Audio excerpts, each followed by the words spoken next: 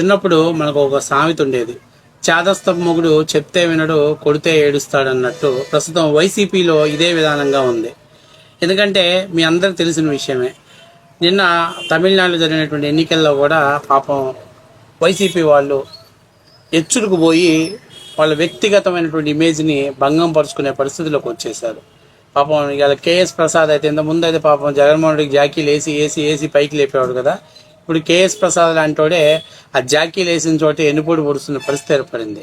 ఆయన అంటున్నాడు, జగన్మోహన్ రెడ్డి ఫోటోలకే పిల్లలు పుడతారా, అంత కెపాసిటీ ఉందంటారా వైసీపీ పిచ్చినా కొడకల్లారా, ఏమన్నా మాట్లాడితే అర్థం ఉందా?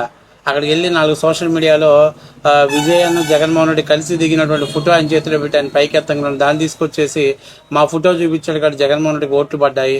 మరి అదే నిజమైతే సరే, నేను కాదు కానీ మనోడు మాట్లాడితే ఆ కిక్ వేరే ఉండదు. ఎందుకంటే పాపం మనోడు నిన్నటిదాకా మిమ్మల్ని పొగిడాడుగా, మామూలుగా కాదు, ఒక రేంజ్లో పొగిడాడు. అసలు ఆ జగన్మోహన్ రెడ్డి వీరుడు, సూర్యుడు, మగోడు, మొనగాడు, పులిబిడ్డ అని చెప్పి పొగిడాడు కదా. అలాంటి జగన్మోహన్ రెడ్డిని, అలాంటి వ్యక్తే జగన్మోహన్ రెడ్డి గారిని జాకీలేసి పొగిడినటువంటి వ్యక్తే ఫస్ట్ టైం ఎంత దారుణంగా తిడతంటే ఆ కిక్ వేరేగా ఉంటుంది. అర్థమైందా? సరే, ఒకసారి మనోడు ఏం మాట్లాడుతున్నాడో చూపిస్తాను, చూడండి ఆ వీడియోని. ఎందుకంటే ఆ వీడియో చూసి నాకు కూడా భలే కిక్ వచ్చింది. ఇప్పుడు రోజా గారు మాటకు చెప్పాలంటే డిఎంకే పార్టీకి సపోర్ట్ చేశారు, టీవీకి సపోర్ట్ చేశారు. డిఎంకే సపోర్ట్ చేశారు కదా. ఏదండి ఇది? స్టాలిన్ గారికి జగన్ గారికి సత్సంబంధాలు ఉన్నాయి కదా సార్, మంచి వాళ్ళు. ఏ ప్రాతిపదిక మీద ఒకసారి ఇలా పెట్టి ఇలా పెట్టగానే మొత్తం ఓట్లు వేసారంట కదా.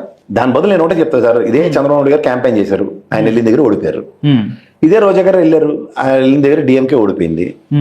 ఇదే జగన్మోహన్ రెడ్డి గారు టీవీకే పార్టీకి వైఎస్ఆర్సీపీ శ్రేణులు అక్కడ తెలంగాణ చెన్నైలో చాలా స్ట్రెంగ్ ఉన్నారు, ఐటీ వింగ్ వాళ్ళు ఉన్నారు.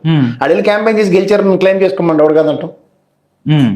పెళ్లిలో రిసీవ్ చేసుకున్నారు, స్టాలిన్ గారిని రిసీవ్ చేసుకున్నారు. అవును, ఇద్దరు ఉన్నారు కదా. అవుట్కమ్ ఫోటో తీసి ఎవడో ఫ్యాన్ ఇస్తే ఆ బౌన్సర్ తీసుకెళ్ళి ఆయనకి ఇస్తే ఇలా చూపించాడు. ఆయన ఏమన్నా జగన్ అని ఒక మాట అన్నాడు, పోనీ ఆయన బట్టలు వేసుకున్న దానికి మీరు క్లెయిమ్ చేసుకుందాం అనుకుందాం, సబాష్. ఆయన చీఫ్ మినిస్టర్గా బ్లాక్ ప్యాంట్ వైట్ షర్ట్ వేసుకుని బ్లాజర్ వేసుకొచ్చాడు కదా, అదేంటి నాకు రేట్ కూడా ఇవ్వకుండా మీకు. అది అర్థమైందా? ఇంకా అక్కడానికి నేను చెప్పింది అదే, చాదస్త మొగుడు చెప్తే వినడు కొడితే ఏడుస్తాడు. ఇవాళ వైఎస్ఆర్సీపీ వాళ్ళ పరిస్థితి అలా తయారైంది. చాదస్త మొగుడు చెప్తే వినడు కొడితే ఏడుస్తారు అన్నట్టు. అన్నాడీఎంకే పార్టీ తరఫున బీజేపీలో పొత్తు పెట్టుకుంది కాబట్టి చంద్రబాబు నాయుడు వెళ్ళాడు, ప్రచారం చేశాడు.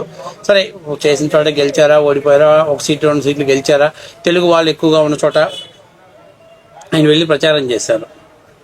ఎందుకని పొత్తు ధర్మం కాబట్టి చేశారు. సరే, ఆ పార్టీకి బలమైనటువంటి లీడర్ లేరు, ఎక్కడా కూడా ఆ పార్టీ గవర్నమెంట్ని ఫామ్ చేస్తుంది అనేటువంటి ఎక్కడ ఎన్నికల సర్వేల రిపోర్ట్స్ ఎక్కడ రాలేదు, వాళ్ళకి మొదటి నుంచి రాలేదు, ఇప్పుడు రాలేదు.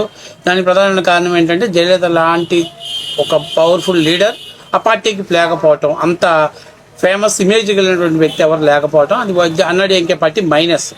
సరే, ఒకవేళ వీళ్ళు రావటం ద్వారా కొన్ని చోట్ల కొన్ని ఓట్లు అటుగా మారైపోయినాయి, కానీ అదేమి పెద్దగా గెలుపోవటం డిసైడ్ చేసే పరిస్థితి లేదు. ఇక ఆ స్థానానికి పోతే ఇక రెండో విషయంలోకి వస్తే మీ అందరికి తెలిసిన విషయమే, డిఎంకే పార్టీ తరఫున ఆర్కే రోజా వెళ్ళి ప్రచారం చేసింది. ఆ వంటది మొన్న నేను ప్రచారం చేయలేదు, అది స్టాలిన్ గారి పుట్టినరోజు. సరే, ఆ రోజు నుంచే తగులుకుందాను కొంత దరిద్రం. నువ్వు వెళ్ళి ఆయనకి విషయం చెప్పటం, ఆ దరిద్రం నీ దిక్కుమాల దరిద్రం ఆయన తగులుకుంది.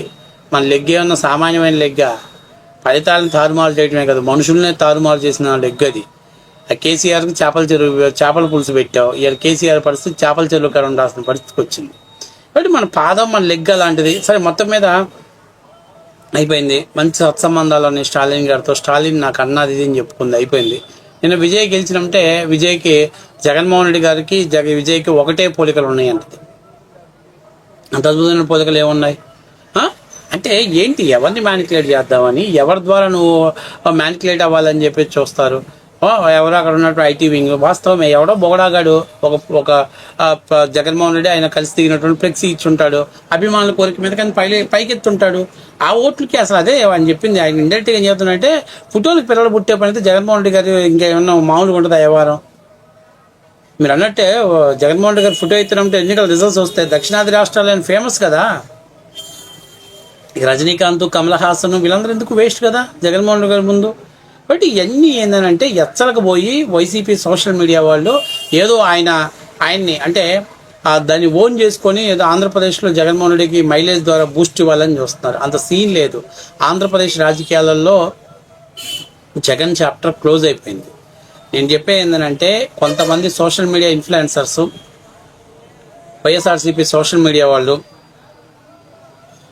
ఏదో పొద్దుపోక టైం పాస్ గాక చేస్తున్నటువంటి పాలిటిక్స్.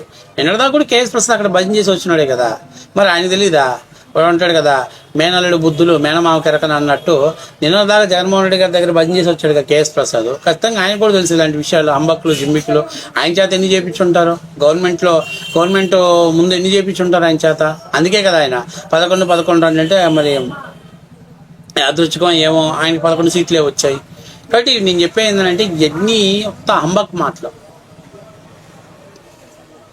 జగన్మోహన్ రెడ్డి గారికి విజయ్ గారికి అసలు కంపారిజన్ చేయటం అనేది వైసీపీ సోషల్ మీడియా వాళ్ళు చేస్తున్నటువంటి అతిపెద్ద దాని ఏమంటారంటే ఒక దుష్ప్రచారం అంటారు.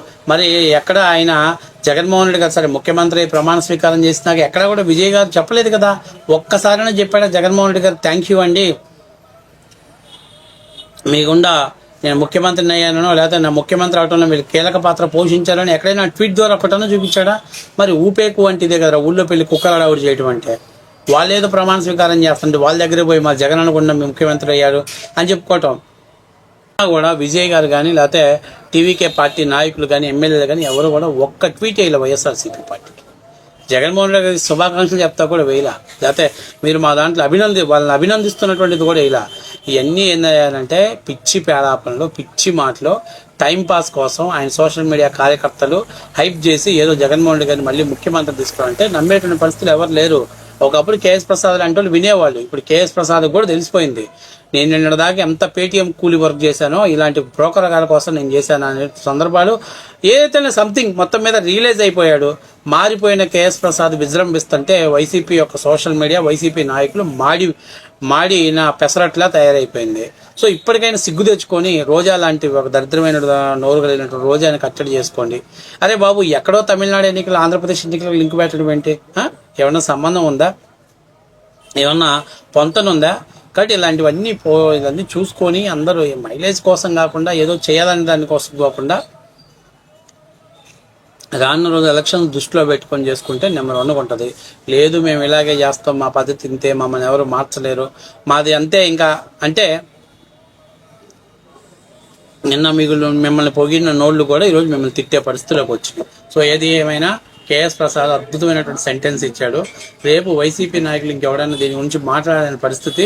సో కాబట్టి అసలు విజయే పట్టించుకోకపోతే జగన్మోహన్ రెడ్డి ఎవరో తెలియనటువంటి పరిస్థితిలో విజయ్ ఉంటే విజయ్ని జగన్మోహన్ రెడ్డి గారి కోసం అంటే జగన్మోహన్ రెడ్డి గారు గెలిపించారని చెప్పడం చాలా హాస్యాస్పదం. అంత దమ్ము పవర్ ఉంటే రోజా ఎలా పోయిందా? రోజా ఎందుకు ఓడిపోయేది? లేదా రాష్ట్రంలో 175 సీట్లలో కనీసం 60-70 సీట్లను రాబోయిన దక్షిణాది రాష్ట్రాల్లోనే ప్రతిపక్ష హోదా లేనటువంటి పార్టీ వైఎస్ఆర్సీపీ పార్టీ. అది తెలుసుకోవాలి మీరు. ముందు మీ గురిగింజ కారణం దాన్ని నలుపు తెలుసుకోవాలి. మీ సిగ్గు మీరు తెలుసుకొని మాట్లాడుకుంటే మీ బాగుంటుంది. అయితే ఇలాగే మాట్లాడుతుంటే రాను రోజుల్లో ఖచ్చితంగా మూతుపళ్ళు రాలగొడతారు ప్రజలు. 2029లో ఖచ్చితంగా ఆంధ్రప్రదేశ్ ప్రజలు మిమ్మల్ని ఓడించడానికి సిద్ధంగా ఉంటారు.